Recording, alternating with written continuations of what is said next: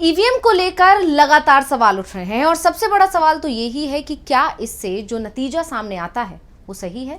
EVM hack हो गया हो तो फिर जनता नहीं, हैकर्स हार जीत का नतीजा तय करेगा।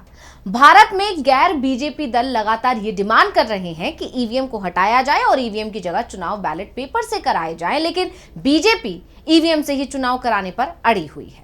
इस समय देश में सरकार भी बीजेपी की ही है, इसलिए विपक्ष की डिमांड नहीं सुनी जा रही है। लेकिन अब अमेरिका की खुफिया विभाग की चीफ ने ही यह साफ कर दिया है कि ईवीएम से जो चुनाव नतीजे आते हैं उन पर भरोसा नहीं किया जा सकता।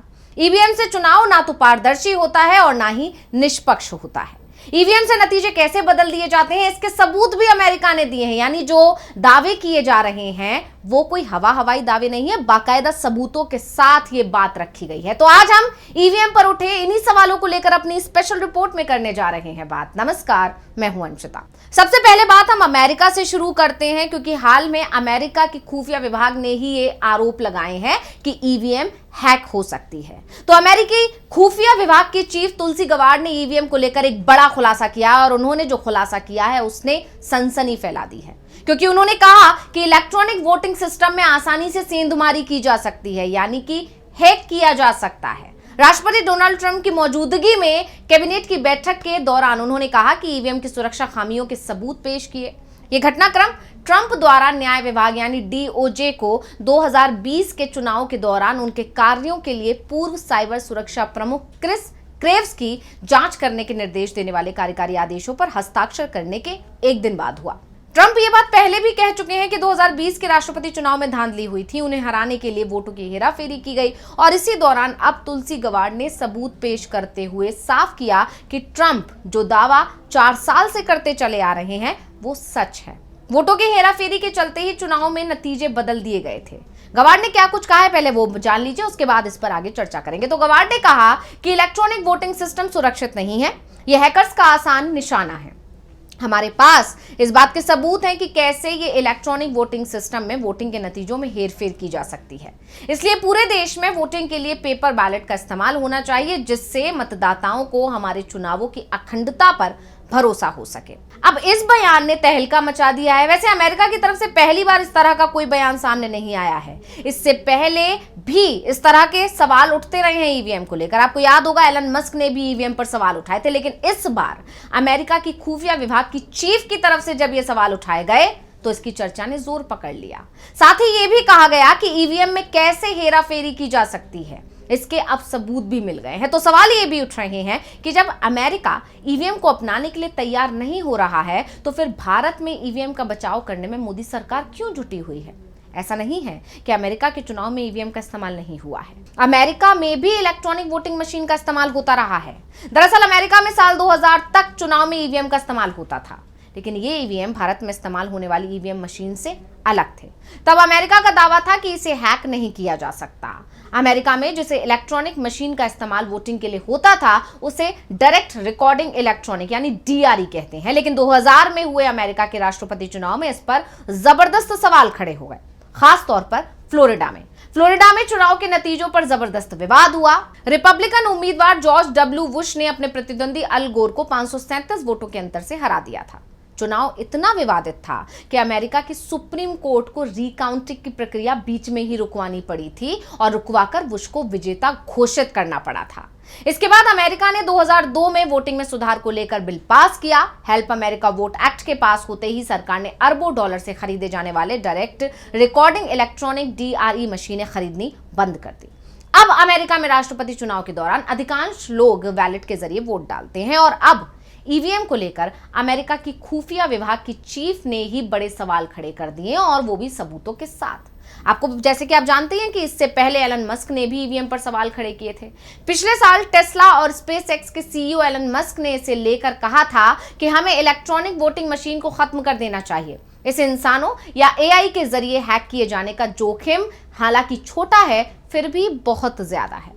यानी मस्क ने जो संकेत कुछ समय पहले दिए थे उसे अब अमेरिका खुफिया विभाग की चीफ ने सच बता दिया है और साथ में सबूत भी रख दिए हैं और साफ है कि अब इसकी गूंज भारत में भी सुनाई दे रही है। हाल ही में कांग्रेस का 2 दिन का अधिवेशन अहमदाबाद में हुआ था और इस दौरान भी ईवीएम का मुद्दा उठा था। कांग्रेस अध्यक्ष मल्लिकार्जुन खड़गे ने ईवीएम को लेकर सवाल खड़े किए थे। उन्होंने महाराष्ट्र और हरियाणा के चुनाव नतीजों को लेकर कहा था कि ये नतीजे वो नहीं थे जो जनता ने तय किए थे। खड़गे ने क्या कुछ कहा था, पहले सुनिए। पूरी दुनिया के विकसित देश ईवीएम को छोड़कर बैलेट पेपर की तरफ चल गए हैं।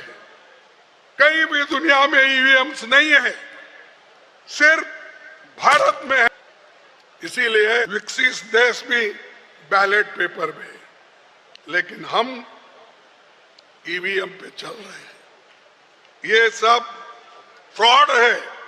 खड़गे ने कहा था कि इसे बंद किया जाना चाहिए और भारत में भी बैलेट पेपर से चुनाव कराने की जरूरत है। दुनिया में कहीं ईवीएम नहीं है, ये सिर्फ भारत में है। यही नहीं, उन्होंने मतदाता सूची में कथित हेरफेर का हवाला देते हुए यह भी कहा था कि महाराष्ट्र चुनाव में जैसी जालसाजी हुई वैसी कभी नहीं हुई।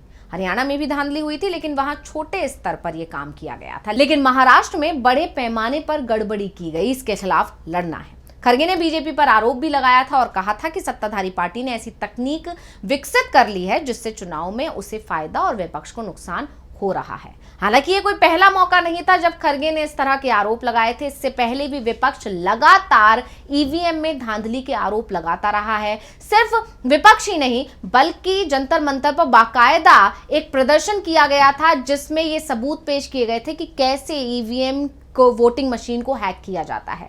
इसके अलावा जो अभी पिछले चुनाव हुए, चाहे वो हरियाणा का चुनाव हो या फिर वो महाराष्ट्र का चुनाव हो, इन चुनावों को लेकर भी आरोप लगे थे कि ईवीएम में धांधली के जरिए ही बीजेपी जीत सकी है। खासकर हरियाणा चुनाव को लेकर कांग्रेस ने बाकायदा ये आरोप लगाए थे।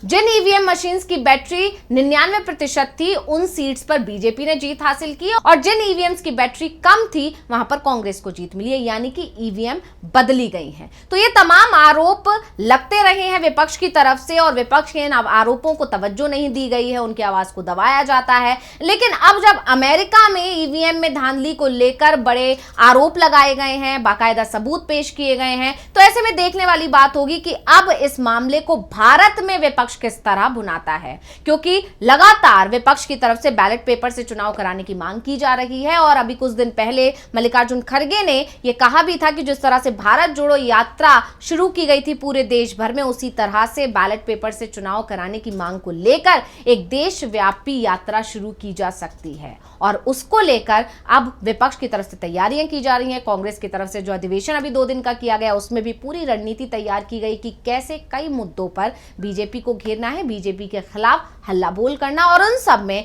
अब जो ये रिपोर्ट आई है अमेरिका में और जो कि खुद इंटेलिजेंस की चीफ की तरफ से दी गई है, इस रिपोर्ट के सहारे विपक्ष इस ईवीएम के मुद्दे को बहुत बड़ा मुद्दा बना सकता है। ऐसे में आने वाले चुनावों से पहले ईवीएम एक बड़ा मुद्दा बनकर मोदी सरकार के लिए और बीजेपी के लिए बड़ी मुश्किल पैदा कर सकता है। तो रिपोर्ट आपको कैसी लगी, हमें कमेंट करके अपनी राय जरूर दीजिएगा। इसी के साथ मुझे दीजिए इजाजत। देखते रहिए डीवी लाइव। नमस्कार।